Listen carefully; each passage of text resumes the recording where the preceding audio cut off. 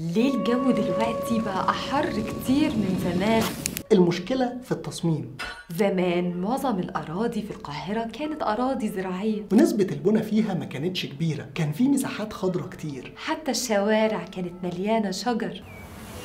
كل دي مواد طبيعية بتمتص المية اللي بتنزل عليها، فلما بينزل عليها أشعة الشمس المية اللي فيها بتتبخر وترطب الجو أكتر فتقلل من درجة الحرارة. على عكس بقى اللي بيحصل دلوقتي مع الكثافة السكانية العالية. نسبة المباني بدأت تزيد، وطبعا الطرق والأرصفة. كل دي مواد صناعية ما بتمتصش المية مش جزء منها، فبالتالي لما بينزل عليها أشعة الشمس بتعكس الحرارة بشكل كبير وتسخن الجو أكتر وأكتر. عشان كده تلاقوا دايما الجو في الأرياف والساحل ألطف كتير من القاهرة. طب نتعلم من ده إيه؟ نتعلم من ده إننا لازم نزود المساحات الخضراء على قد ما نقدر. إن شاء الله حتى نزرع الأسطح زي ما دول كتير بتعمل، وكمان نقلل من استخدام المواد الصناعية، أو على الأقل نزود شجر علشان الشمس ما توصلهاش. بالشكل ده هنقلل درجة الحرارة في المدينة ونرجع تاني للجو الطبيعي بتاع زمان.